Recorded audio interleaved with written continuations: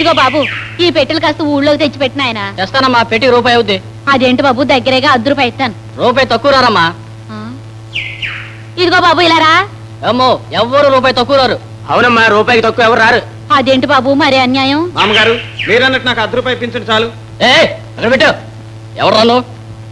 కూలి పని కొప్పుకున్న వాడిని కూలాడు అంటారు. అసలు నీకు ఇక్కడ కూలి పని చేయడానికి అనుమతి ఎవడిచ్చాడు? కూలి పని చేయడానికి ఒక అనుమతి ఏమిటో? ఇక్కడ పని చేయాలంటే మా లీడర్తో మాట్లాడి మా యూనియన్ లో చేరాలి. దాందే ఉంది, మీ లీడర్తోనే మాట్లాడతాను. ఎక్కడాడు? పద. ఇప్పుడే వస్తాను మామగారు. అలాగే బాబు. ఎవడరా నువ్వు? కొత్తగా దిగావేంట్రా పక్షి? కొత్తగా దిగాను గాని పక్షిని మాత్రం కాదురా, దున్నపో. ఏంట్రా కూసావు? నువ్వు అడిగిన ప్రశ్నకి సమాధానం చెప్పాను రా. స్టాండ్ లో పని చేయాలంటే నాకు రోజు 2 రూపాయలు ఇవ్వాలి. పని చేసేది నేనైతే నీకెందుకు ఇవ్వాలి డబ్బు? నిన్న ఇక్కడ పని చేయనిస్తున్నాను కనుక. చేయనీయటానికి చేయనీయకపోవటానికి నువ్వెవడోరా? అరే, ఎక్కువగా మాట్లాడుతున్నావు. నేను ఇక్కడ కూలీలందరికీ లీడర్ని తెలుసా?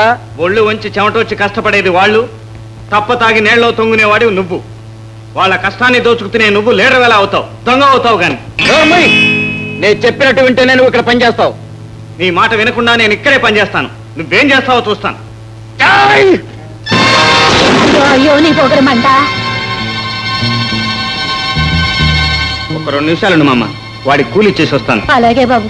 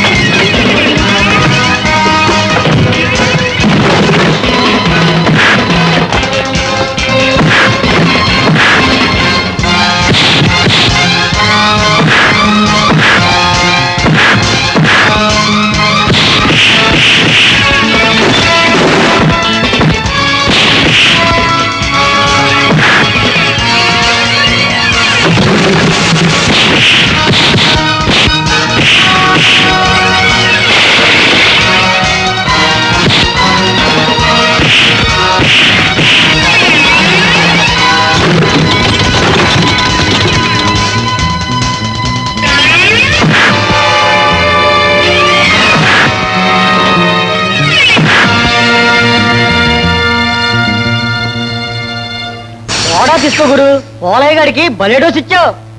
చూడు బాబు, నువ్వు ఈ ఊరి కొత్త వాళ్ళ ఉన్నావు. ఊళ్ళోకి రాగానే పెద్ద గొడవలో పడ్డావు. ఏం జరుగుతుందో ఏమో. ఏమిటా గొడవ? ఈ ఊళ్ళో కూలోళ్ళ యూనియన్, మా రిక్షా వాళ్ళ యూనియన్, ఇంకా ఎన్నో యూనియన్లు రామరాజే పెట్టించాడు. ఇప్పుడు నువ్వు ఆ పోలయ్యని కొట్టేవని తెలిస్తే అతను ఊరుకోడు.